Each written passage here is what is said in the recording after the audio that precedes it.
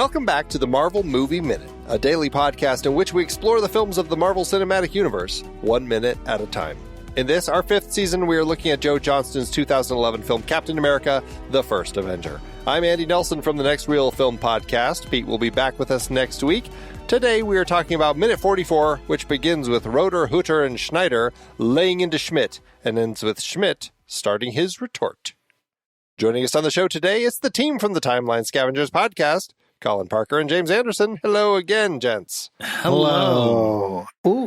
Whoa, did you time that? Mm-hmm. We practiced. Yes, we've been practicing it, yeah. It's like you've been podcasting before. That's great. You get together and you do this. Okay, we got to do this at least once. I need you here. You're not here. Like, that's Colin. But I need to be. You need to be right here. No, you take the low. Right. You're a little flat. Give him an A, Steve. Well, great. There goes the podcast. All right. Well, this minute starts off. Steve is looking at himself. What is going through his mind right now? Do you think that this is the moment where his brain processes everything that just happened and he realizes, oh, I think I might be a super soldier? Yeah, for sure. Because like when we last left off, right? Like when we were kind of making the jokes of like him kind of admiring himself, he has just barely looked down. But at the very start of this clip where we get like 3 full seconds of just him silently breathing heavy, but also like there's a man now dead at his feet and he's literally like lifting his arms even higher and just being like, oh, wait, is this me?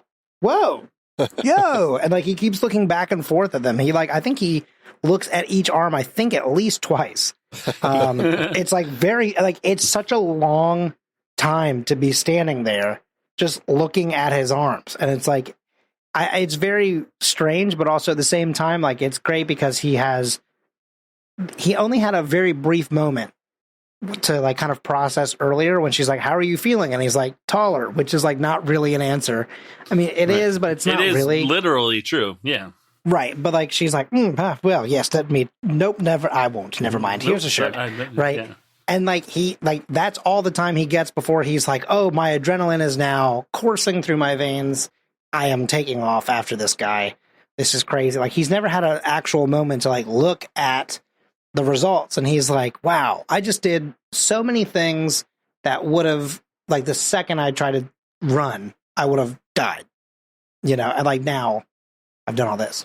The only moment he had was when he first starts running after Kruger, who's driving.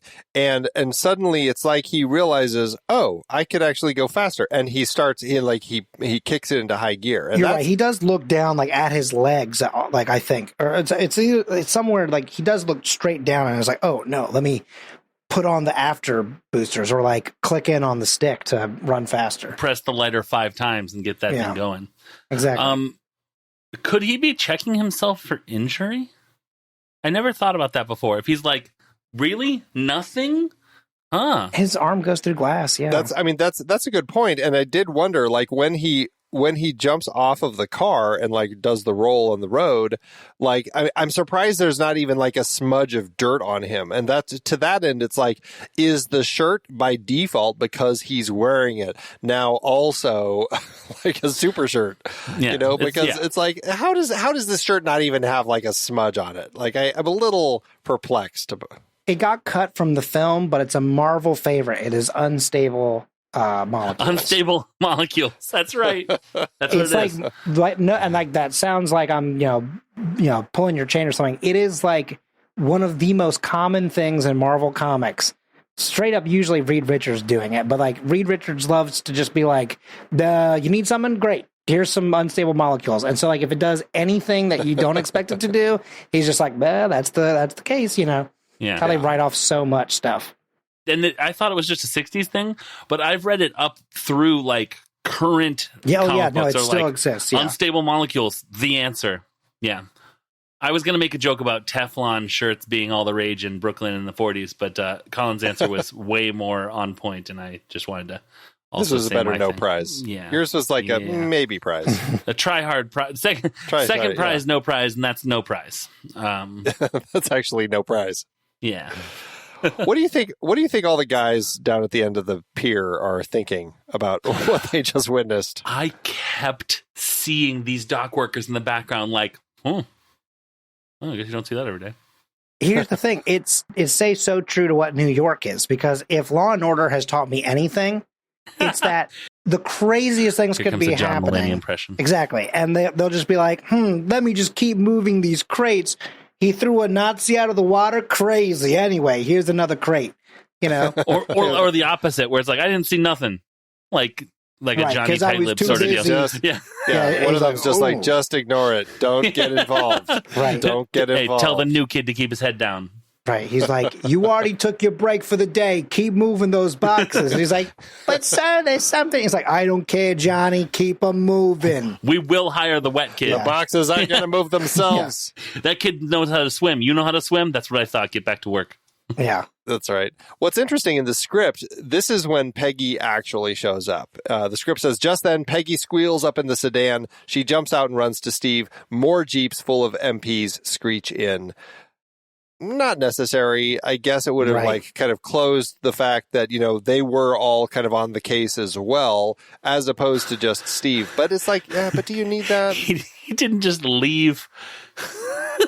Yeah, that's a good point, though. Like, there is something very odd about the fact that he's the only one who seemingly does give chase, and the rest of them are like, he's got it, he's fine. I've never thought about that. Well, and it's funny because he's their super soldier. He's the experiment, and he just took off. And they're probably more inclined to catch him than they're worried about. My investment, you know. Brant runs after him. He's as fast. Bring the car around to his unnamed aide. All right. Any last thoughts about this moment with Steve or anything that we have talked about so far? Or should we get into the next moment when we go back to Europe? He's just real strong. That's all. He's very strong. Just a real strong boy. It's such a long shot. It is. It is a very long shot. He's just like, he was whispering, hold on me, don't cut.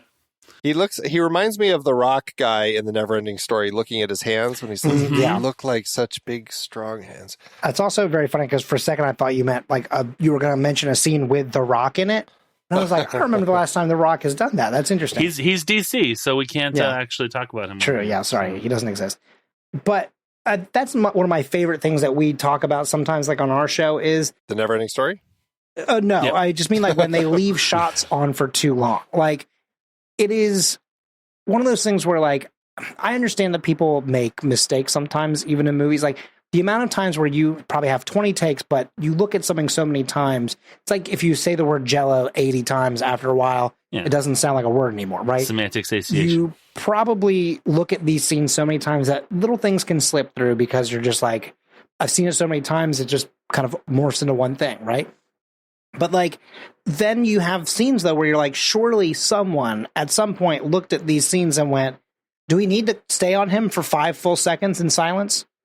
You know, like, you couldn't do that in 2. Alan Silvestri was like, yes, you will hang on while this theme plays. Yeah, right, exactly. He's like, I need to do a swell, so please. Yeah, and I think that's the thing, because it's not just, I mean, sometimes the scene and the shot is in context of just the story piece that we're looking at, but sometimes it is in context of like the overall, like the bigger picture. And I think this is one of those shots that by itself, it feels like it's going on too long, but in context of the bigger picture, we just had this big chase. We just, he just transformed. We haven't really had a chance other than when he first pops out and he's all, topless and muscular and sweaty. Right. Yes. To really even acknowledge this person as who he is. And so I think this is one of those things where it's like, we need a beat. We need a breather. Let's have it go for a couple extra seconds just so we can all catch our breath before we move on to the next thing. So we can also all go, and we're all ogling. Yeah. Yeah. Yeah. It's actually a good call not to have Peggy show up right at the moment when it's time to look at Steve's chest again. Like, all right, I'm here. What are we doing? Touching? I didn't quite get to touch it last time. Here's a shirt. And he's like, I'm wearing a shirt. Yeah. That one might be dirty. Take this other one. This one's dry. And he's like, this one's also dry. Just take the shirt, Steve. Here's a hat. What? Why would that be anything? All right, so we are now officially moving from Brooklyn. We are going back to the Hydra base in the Alps, and we come in on a hallway. We haven't seen these parts of the base so far. We've only seen the lab. This is, I like the design of these halls. It's very kind of curved, like tunnels, which they are, with kind of this blue lighting and this white lighting. At first, when I saw the blue lighting, I'm like, I wonder if they've already started figuring out how to pull the Tesseract energy to like power this place. And I don't know if they're quite there, but the blue light certainly, when we get that, starts making me like connect to the Tesseract and what they're doing with it. Did either of you think anything about that when you first come into this location? I forget that isn't a thing that they've necessarily done yet. I just take it for complete granted that they were like, first thing is we're getting something to supplement these freaking fluorescent lights that we have down here. It has been 6 months and I have a headache all day. Get me some Tesseract light. I didn't even notice that it was really all that different. To me, it's always, I mean, literally cold lighting for, I think, a multitude of reasons. I mean, again, they're in the Alps. They're in the middle of a mountain. But also, like, it's villainry stuff, right? Like, it you know, like the scene where he's getting his portrait done, right?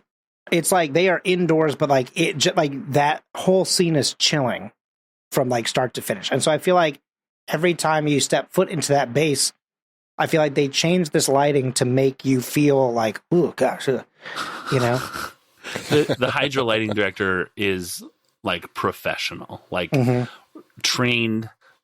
It's you know, because it's aesthetic, so like they really like, you know, put them through their courses to make sure that it's like we have visitors, make it foreboding, more foreboding, and no warm lighting here. Get rid of those warm bulbs. Just shoots the bulbs, just like 1, 2, 3. No. So we're in this hallway. I like it when we pass the camera pans from a group of Hydra troopers as they're marching down the hall down to see. We hear a conversation happening. We'll talk about all the people there in a sec. But there's a sign on the wall, and my German is terrible. It says Angewandte Ide Mechanik, which translates to Applied Idea Mechanics. Oh, A.I.M. Yeah. A.I.M. A.I.M. Whoa! Oh, wow! Interesting. MODOK. I wonder if they're confirmed. Yeah, I wonder if they're ever going to do. Well, it has. Yeah, it might. Yeah, no, sure. It hasn't. That doesn't count. Sure. Okay. Patton Oswalt is one person. Oh no! I meant like. Never mind. Sorry, that's a spoiler for something else. Sorry. Please continue. No, it's interesting that we have this here. That's amazing. Yeah. So lack of yellow. It's very hard to see. It's at the very top of the wall that we're panning past.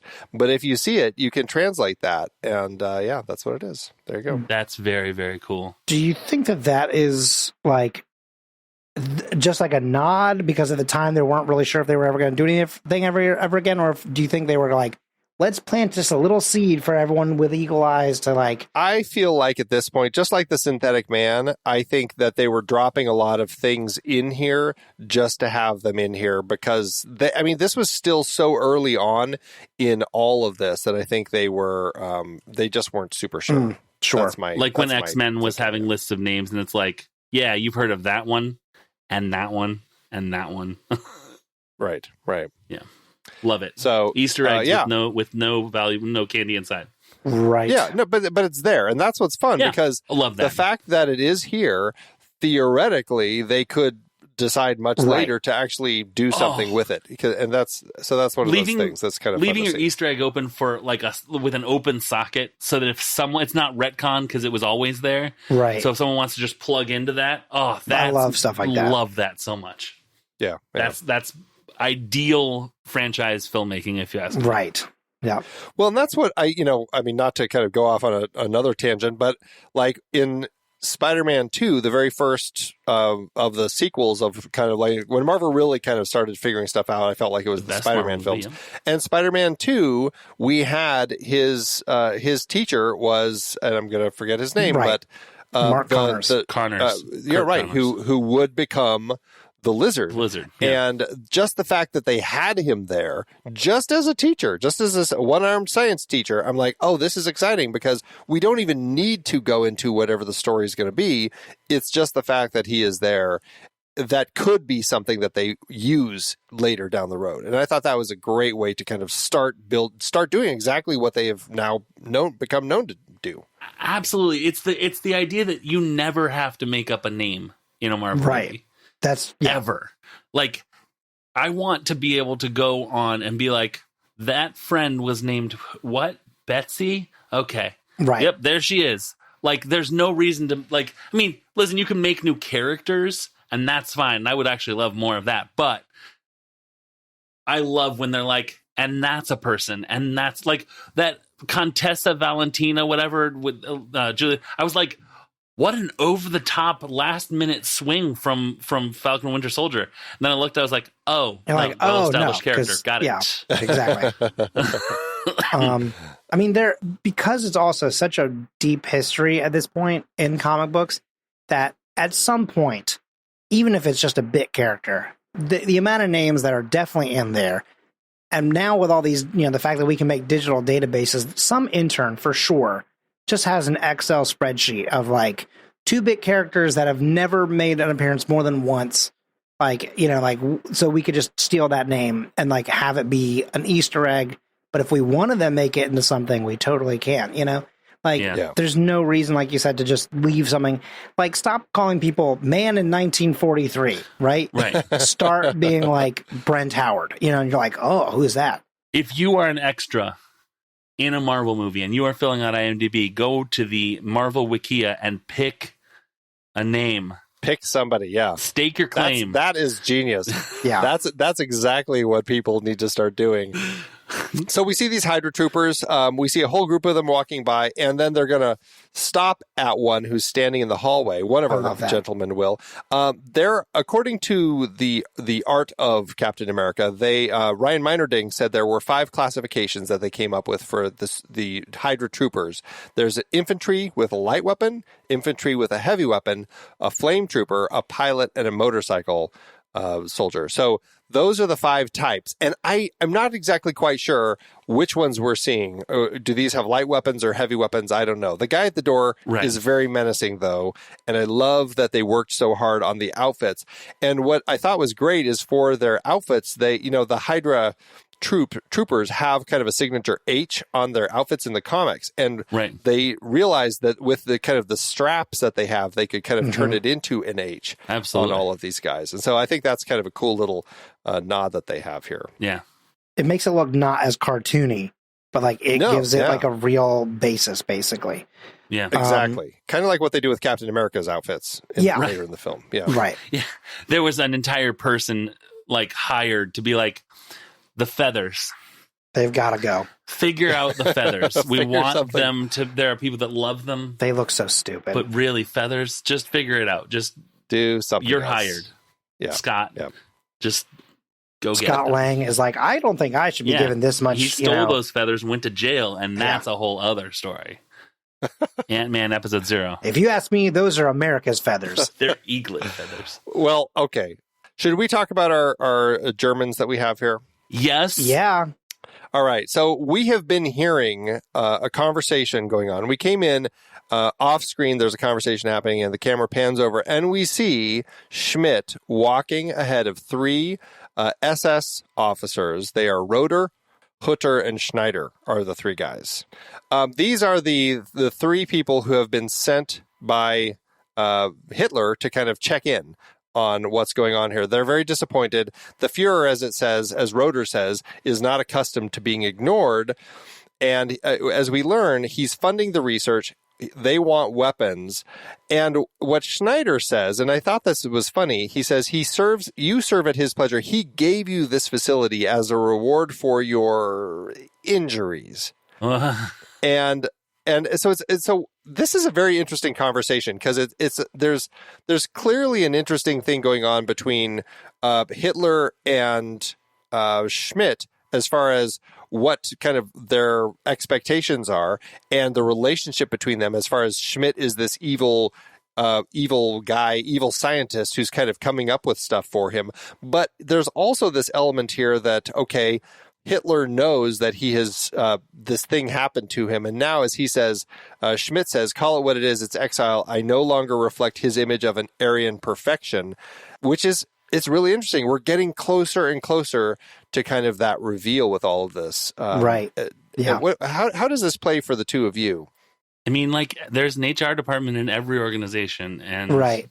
I mean, like, Is it's that not what like these three are? Yeah, it's like Yeah. I mean, no, Hitler was like, oh crud, this guy got super injured. Right. What can we do? He doesn't really do the company sort of branding anymore. And then he Right. sent in not these But he guys. could These be a guys are big middle problem. management, and I hate them Yeah. with all my heart. But some very, very nice HR person in the Nazi organization was like, all right, here's your paperwork. Here's the keys to the fortress. They have fluorescent lights. I don't know if you want to fix that. We will not fill a work order for, Right. for daylight. You have to type sign this. lights. Right. Yeah. Here's a waiver. It's tungsten only. Dear waiver. But the thing that is interesting to me is like, and you see it a little bit in this scene. I mean, you definitely see it in this scene. I don't know why I said a little bit. And you'll see it over the next couple of scenes as well, even past our time on this show. Something that I think is, on this week, rather, I guess is how I should say that. Even after we're long gone. Right.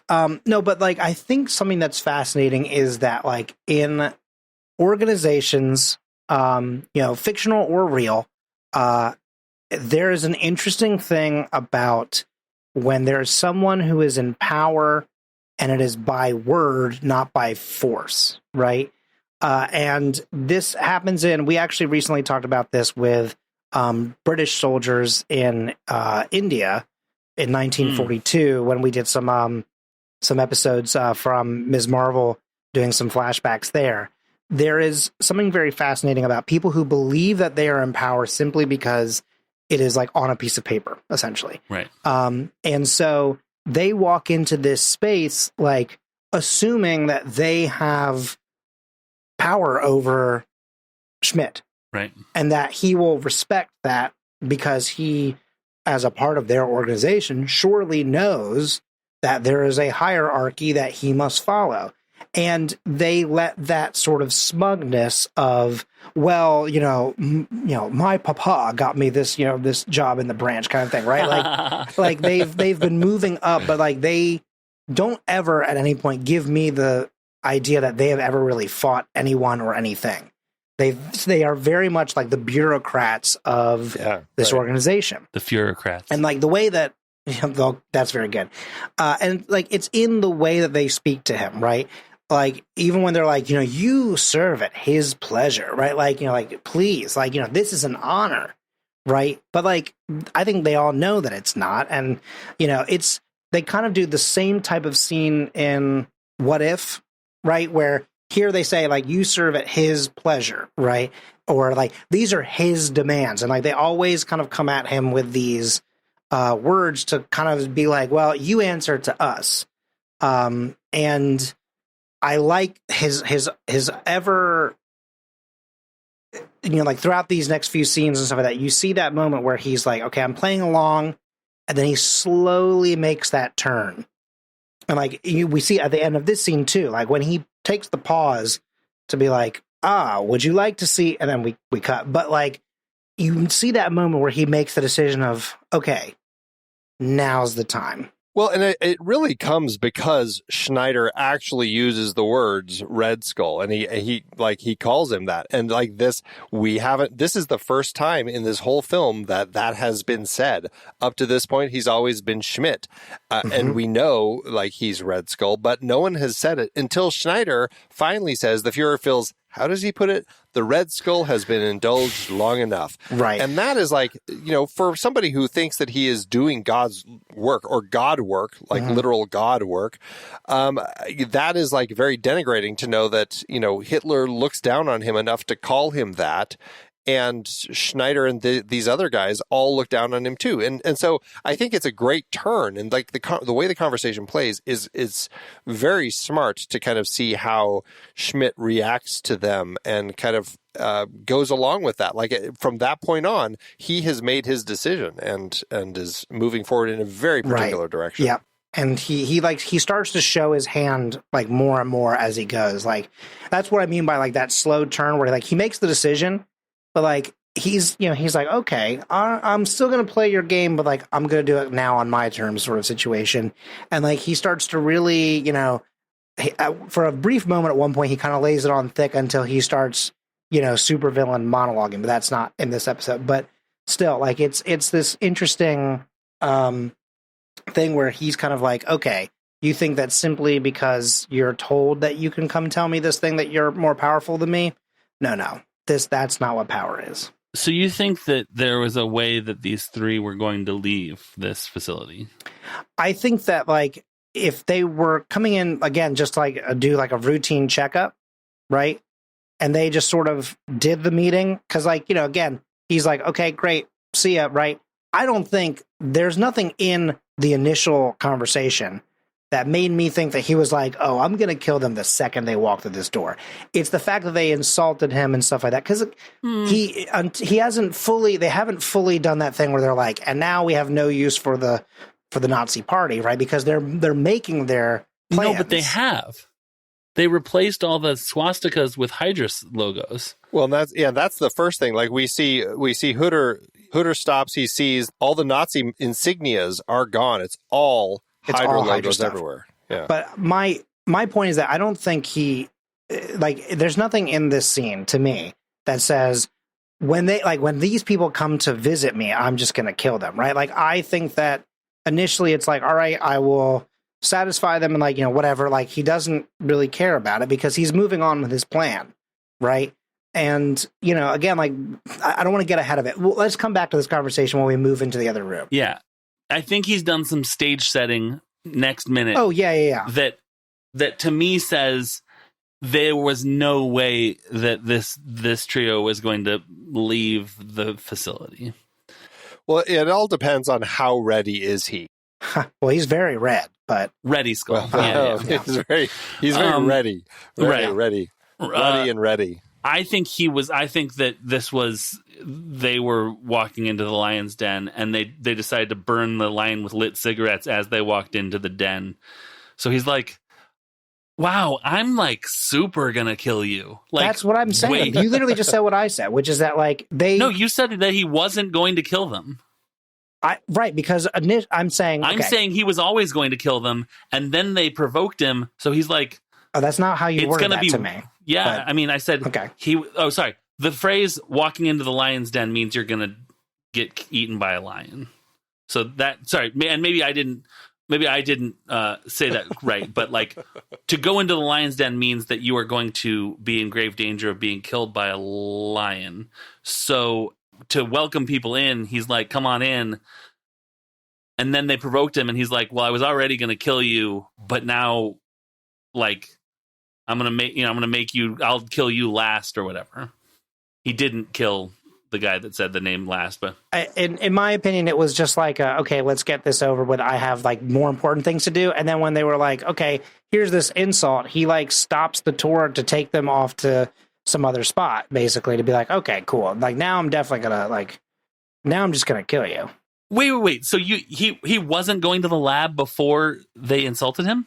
Well, let's save that for tomorrow. Yeah, we're going to save that for tomorrow. At this point, he only gets to a point where he's like, you have come to see the results of our work, and that's where the minute ends. So we'll talk about, like, where he turns next time. Right. For now, though, it's this conversation that he has with them that is about, I mean, it really is about, as Roedder says, appearances and stuff like that. Like, he hasn't delivered anything, and they want something. So I guess the question is, even with the Hydra logos, even with the fact that the Nazi insignias are nowhere in here, if he, I don't know, this is a very difficult conversation because so much of it relies on what we're going to see tomorrow. Right. But I feel like if he was in a place where he wasn't quite ready, I feel like he would just give them some guns or something and send them on their way, knowing full well that they were going to tell everybody, he's crazy.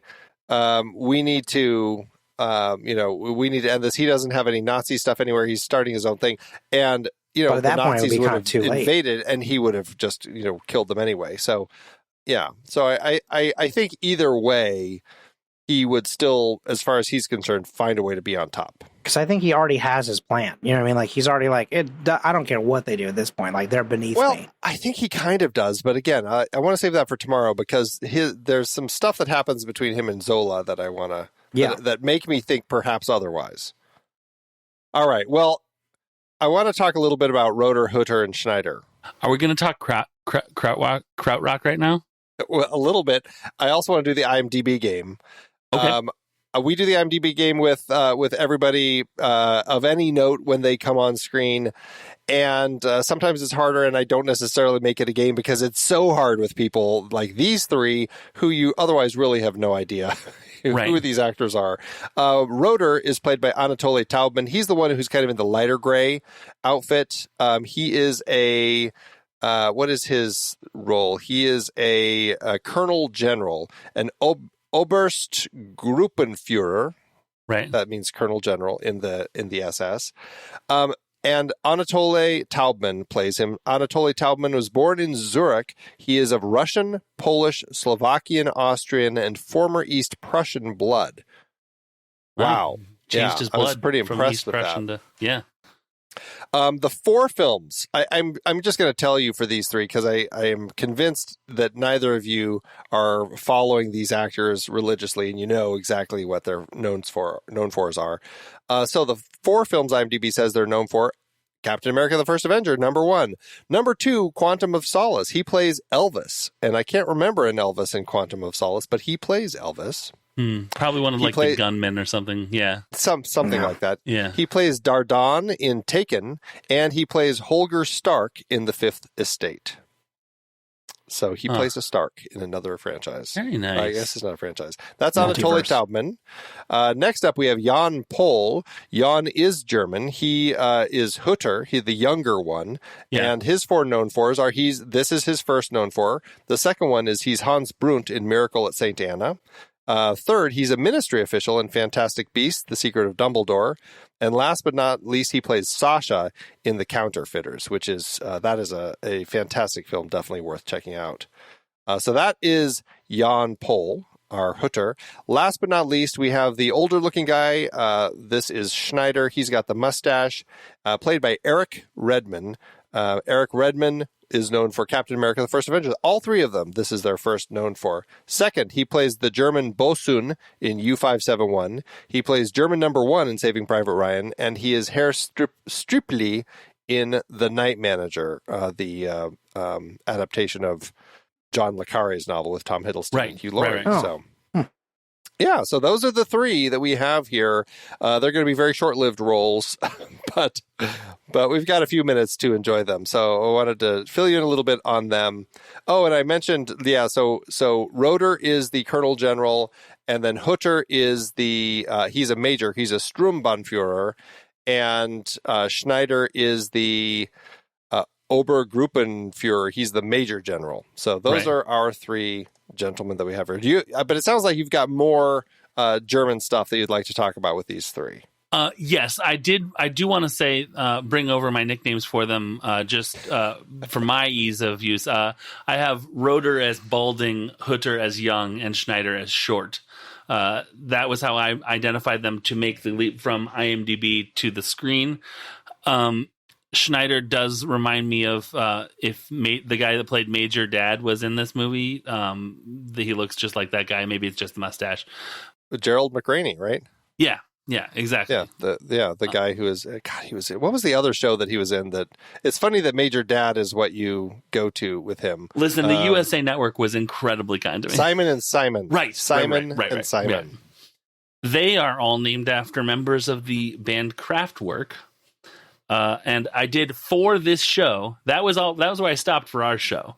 But for this show, I did a special edition research into these guys. They are named after Klaus Roedder and Florian Schneider and Ralf Hütter. And Schneider and Hütter were the founders of Kraftwerk and played flutes, synths, and violin and organ and synths, respectively. And then for 1 year in 1974, Klaus Roedder came on and played electric guitar and electric violin on the band's 1974 album Autobahn, which I think the title track of that is probably the most famous Kraftwerk song. It's 20 minutes long. It takes up the entire side of the record. Yeah. Wow, really? Yeah. That's like what is that? Like Inagata Davida? It's like Inagata Davida, right? It's like Inagata Davida. Yeah, for sure. Did you just reference a Weird Al song? I did. That's awesome. Shout out to Mike. But yeah, so I think that it is hilarious that they were like, all right, my favorite Kraftwerk album is Autobahn. Who were the guys on that? Those are the Nazis. Or the SS officials. It's just such a, the weirdest pull, and I just love it very, very much. It's again, like, this week is chock full of favorite little, like, twinkling pieces of trivia that I really, really think about a lot. Oh. So Kraftwerk making their film debut as 3 SS officers 2 days before retirement, and they have all the hopes in the world. They just one last mission, and then they're out. So things are looking up for them. So funny. What an interesting little. I want to know who is the Kraftwerk fan. Right. Yeah. Chris Evans is like, hey. Actually, I got to go into the script now and see. No, they are named that in the script. So I wonder if it was one of the writers who threw that in there. This is a McFeely et al. Script, right? So McFeely and Marcus. Yeah. Renowned for their 1970s German rock tastes. So interesting. Yeah. That's great. I love weird bits of trivia like that. So it's such a, like, what a swing. Well, okay, so this is kind of where we're on the cusp of this conversation we want to have. Yeah. Yeah. Because there's more coming tomorrow. So unless there's something else, let's cap it here. We'll circle back and we'll finish this. Ed, you like that? We're going to circle back and we'll finish this up tomorrow with Minute 45. How's that sound? That sounds great. Perfect. All right. Remind everybody again about your podcast. We are, I almost said part. Well, we are part of the Scavengers Network, which is a podcast network with lots of great shows on it.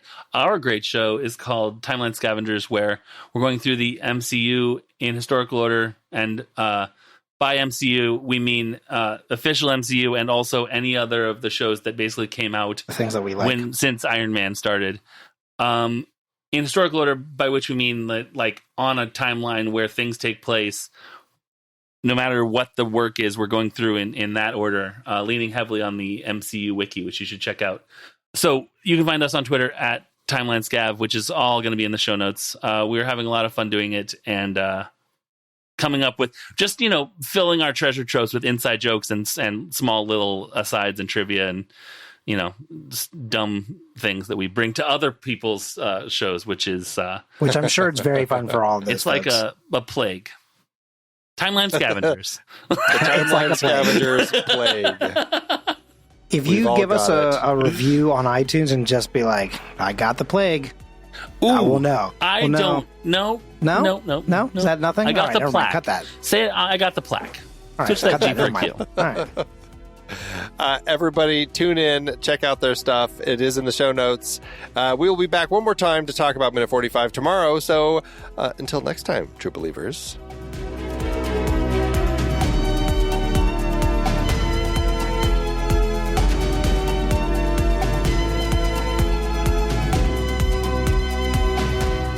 Marvel Movie Minute is a production of True Story FM. Engineering by Andy Nelson. This season's music is Spread the News by Anthony Vega, and this season's show art is by Winston Yabo. Find the show at truestory.fm, and if your podcast app allows ratings and reviews, consider doing that for this show.